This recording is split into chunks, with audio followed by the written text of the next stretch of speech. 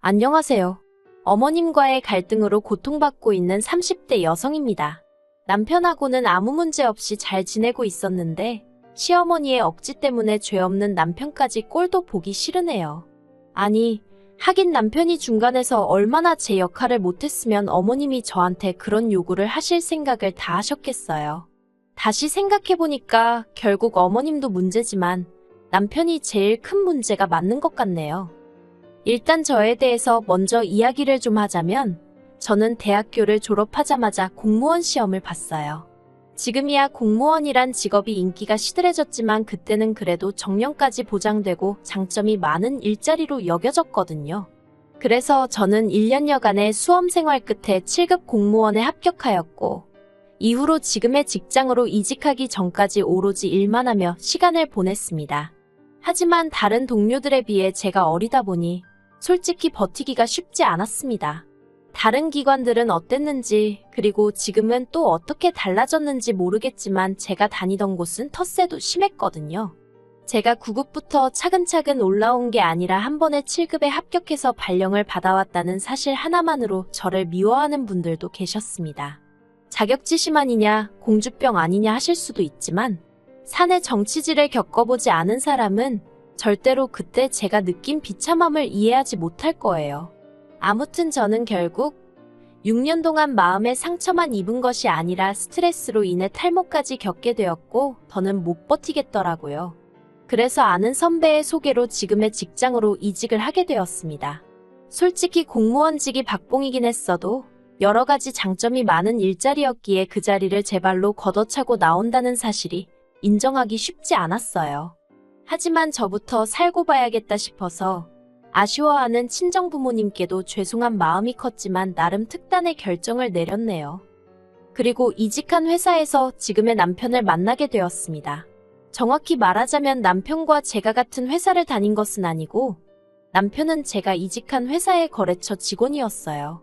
처음에는 일적으로 엮였고 워낙 이전 직장에서 사람들한테 크게 대었던지라 솔직히 저는 사적인 이야기는 조금도 나눌 생각이 없었거든요. 그런데 남편은 처음부터 제가 여자로 보였다면서 이리저리 열심히 들이대더라고요. 그렇게 한 1년을 밀당 아닌 밀당을 하다가 결국 죽은 사람 소원도 들어준다는데 산 사람 소원 한번 들어주자는 마음으로 데이트를 하게 되었습니다. 그리고 그 데이트를 계기로 저희는 급속도로 가까워져 연애를 시작했고요. 1년도 되지 않는 짧은 만남 끝에 바로 결혼까지 약속하게 되었지요. 하지만 이제 와서 말이지만 제가 결혼을 결심한 건 시부모님이 정말 좋은 분들이라고 생각했기 때문이에요. 솔직히 남편 하나만 놓고 말하자면 저도 좋아서 한 연애였지만 조건이 좋은 건 아니었거든요. 특히나 경제력만 두고 보자면 솔직히 저보다 조금 못한 상황이었어요. 물론 결혼을 결정하는 데 있어서 경제력이 전부는 아니겠지만 경제력을 제외한 다른 부분은 정말 거의 비슷비슷했기 때문에 하는 말입니다. 하지만 제가 어디다 대고 제 남편이 돈을 잘 버네 못 버네 그런 소리를 하겠어요? 솔직히 해봤자 제 입으로 제 남편이 저보다 못났다고 하는 것밖에 안 되는데 그러면 제 얼굴에 침 뱉기나 다름없잖아요. 그래서 주변 지인들은 물론이고 친정부모님께도 솔직히 남편에 대해서 조금 부풀려 말하기도 했습니다. 그리고 그렇게까지 하면서도 결혼을 결심한 거 처음에 말한 대로 시부모님들의 영향이 컸어요. 처음 시댁에 결혼 허락도 받고 인사도 드릴 겸 갔었는데 그때 시부모님이 보여주신 태도는 정말 인상적이었습니다. 사실 주변 지인들로부터 시집살이나 고부 갈등에 대해서 무시무시한 이야기를 워낙에 많이 들었던지라 기대는커녕 걱정이 태산 같았거든요. 그런데 그런 제 걱정은 기우에 불과했습니다. 시댁 현관을 들어서는 순간부터 어머님이 어찌나 저를 반겨주시던지 오히려 몸둘 바를 모르겠더라고요.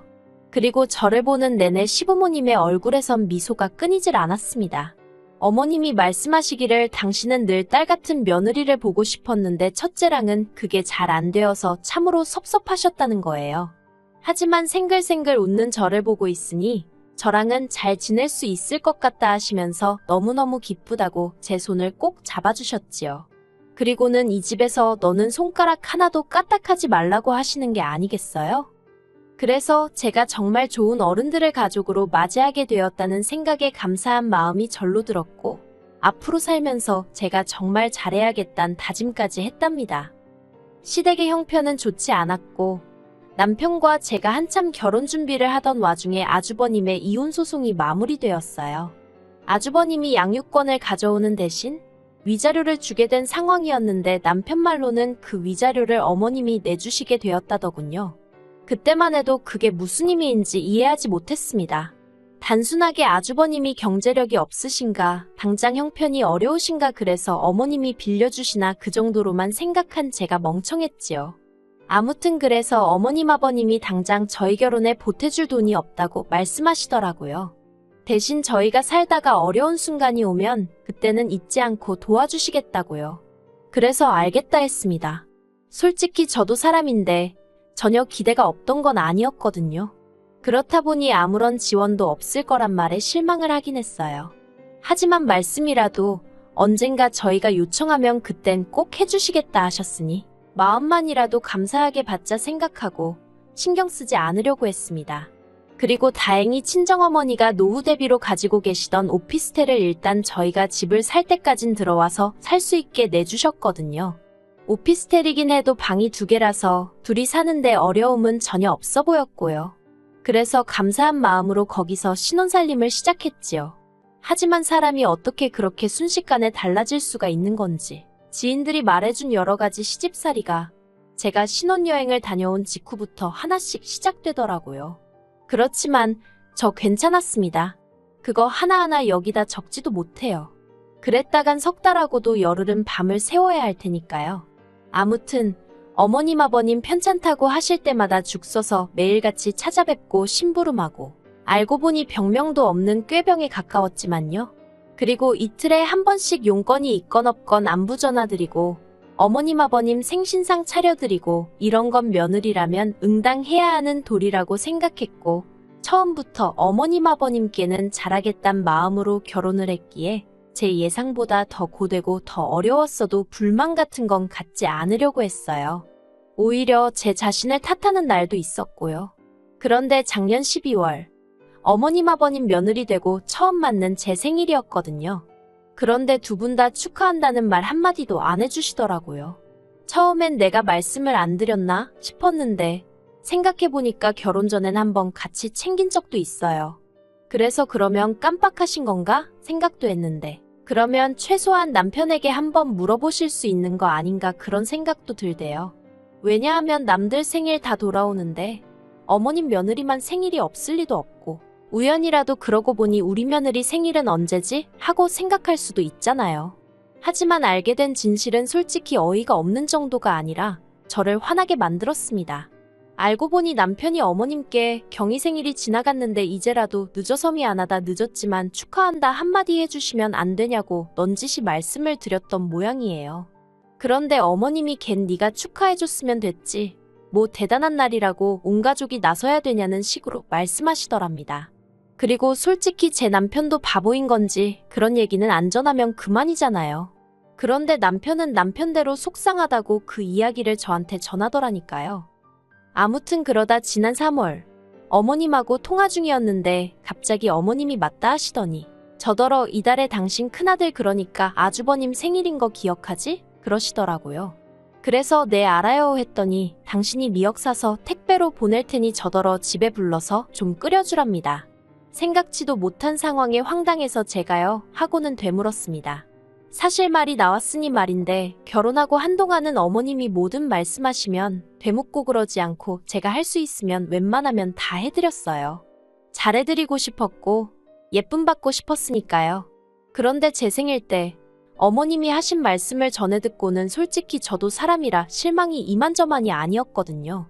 그리고 그 덕에 정신을 차렸다고 해야 할지. 그래서 그때 이후로는 저도 말이 안 된다 너무 심하다 싶을 때면 제가요 하고 되묻기 시작했어요. 아무튼 제 반응에 어머님도 좀 기분이 나쁘셨는지 왜 안 되겠니? 못하겠어? 하곤 되물으시더라고요. 그래서 못하죠. 저 출근도 해야 하고 요새 주말엔 너무 피곤해서요. 그리고 아주버님 생일상을 왜 제가 차려요? 어머님이 차려주시면 안 돼요? 하고 덧붙였습니다. 그랬더니 어머님도 혀만 차시더니 일단 알았다 하고는 먼저 전화를 딱 끊어버리시더라고요. 솔직히 며느리란 입장 때문에 그런 어머님의 반응이 마음에 걸렸고 찝찝했지만 그렇다고 다시 어머님 기분 풀어드리자고 눈치 보기도 싫고 그래서 모른 채 하고 있었습니다. 그런데 어머님이 또 한 번 선을 넘으셨습니다. 지난 어버이날에 남편과 함께 시댁을 찾았거든요. 그런데 어머님이 5월에 아주버님 아들 그러니까 시조카 생일이 있다면서 저더러 그의 생일은 어떻게 할 거냐고 물어보시더라고요. 저는 선물을 뭘 할 거냐고 물어보시는 건가 해서 책가방이나 운동화 사주려고요 하고 대답을 했습니다. 그랬더니 어머님이 그건 기본이고 생일상은 어떻게 할 거냐 하고 물으시는 거예요. 솔직히 그때 제 속마음은 생일상 타령을 또 하시는 건가 싶어서 어이가 없었습니다. 하지만 차마 그렇게 말은 못하니 생일상을 뭘 어떻게 해요 하고 되물었지요.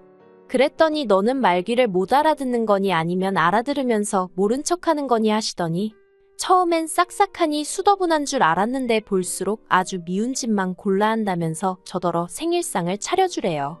그래서 지난번과 마찬가지로 직장을 핑계 삼아 못한다고 했지요. 그랬더니 어머님이 저더러 너는 툭하면 직장 핑계라면서 직장 다니는 걸로 유세 부릴 거면 때려치고 이 집안에 식구로 들어왔으면 식구된 도리를 하라나요. 솔직히 어머님이 차라리 부탁을 하셨으면 제가 마음을 좋게 먹고 그래 한번 챙겨주자 했을지도 몰라요. 하지만 식구 어쩌고 하시니까 짧다면 짧은 결혼 생활 동안 제가 당한 취급이랄지 대접이랄지 주마등처럼 스치면서 빈정이 확상하더라고요. 그래서 어머님도 이상하시다고 애 부모가 죽은 것도 아니고 다 멀쩡히 살아있는데 왜 제가 생일상을 차려야 하냐 따졌습니다. 그리고 설령 애 부모가 죽었어도 그러면 조부모님이신 어머님 아버님 멀쩡하신데 왜 저한테 그러시냐고요. 그리고는 식구된 돌이 운운하시기 전에 어머님은 저를 한 식구로 대해주신 게 맞냐고 물었습니다. 그랬더니 어머님이 어머머 소리만 연신하시고는 저더러 그런 소리 하면서 누가 잘했네 따질 거면 그냥 가라더군요.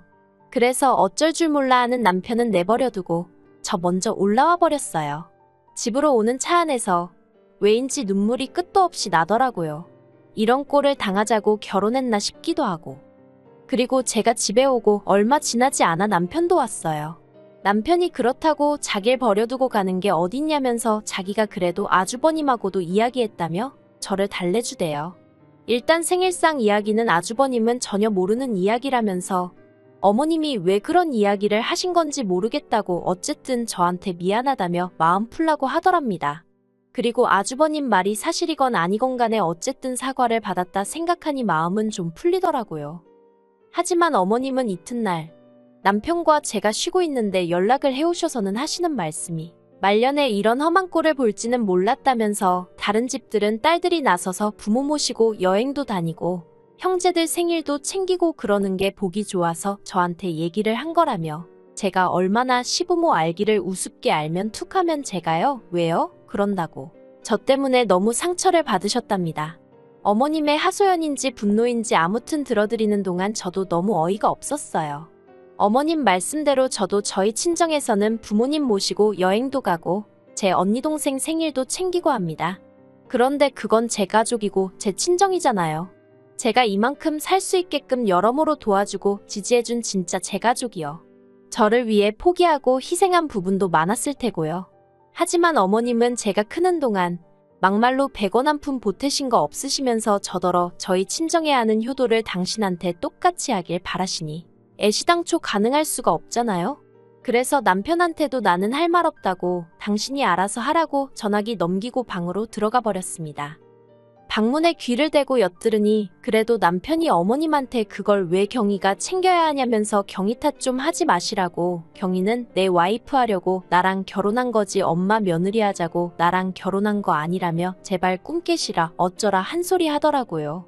그런데 얼마 안 있다 방에 들어와서는 저더러 한다는 소리가 자기가 어느 정도 화를 내놨으니까 이제 저한테 어머님한테 못 이긴 척 연락드리고 한 번만 져드리랍니다. 그래야 그림이 좋지 않겠냐고요. 그런데 그 소리를 들으니까 솔직히 남편이 어머님한테 화낼 때만 하더라도 그래 남편이 저렇게 나를 위해 나서줬으니까 어머님이 나한테 하신 막말은 없던 일처럼 마음에 담아두지 말아야겠다 생각하던 찰나였거든요. 그런데 남편의 이중적인 모습에 눈물이 왈칵 나면서 제가 저들이긴 뭘 저들여야 하냐고 소리를 질렀어요. 그리고는 할 도리 다 하고 살았는데 초장부터 나한테 돌아오는 게 이런 것 뿐이니 앞으로 당신이랑 살아봤자 뻔할 뻔짜라고 이럴 바엔 지금이라도 헤어지자고 악을 썼네요. 그랬더니 남편이 그런 뜻이 아니었다며 금세 제 앞에서 싹싹 빌면서 어머님한테는 사과 안 해도 된다 화내지 말라며 저를 말리더라고요. 그래서 일단은 그날 이후로 서로 약속한 건 아니지만 어머님은 물론이고 시댁에 관한 이야기는 한마디도 안 하고 지내고 있어요. 그런데 언제까지 이렇게 지낼 수 있을지. 당장 다음 달엔 또 아버님 생신이거든요. 저야 당연히 모른 척하고 싶고 안 챙기고 싶은데 그랬다가 남편 가슴에 말은 안 해도 괜히 한처럼 맺히진 않을지 걱정도 되고 그렇네요. 회사야 그만두고 이직해버리면 그만이었는데 그래도 이렇게 법적으로 사회적으로 가족으로 묶여버리니까 여러 가지로 어렵고 힘이 듭니다. 그래도 일단은 남편이 바짝 엎드려서 제 눈치를 살피고 있으니 본인도 아버님 생신인 건 알고 있을 테니 남편이 어떻게 할지 지켜봐야겠어요.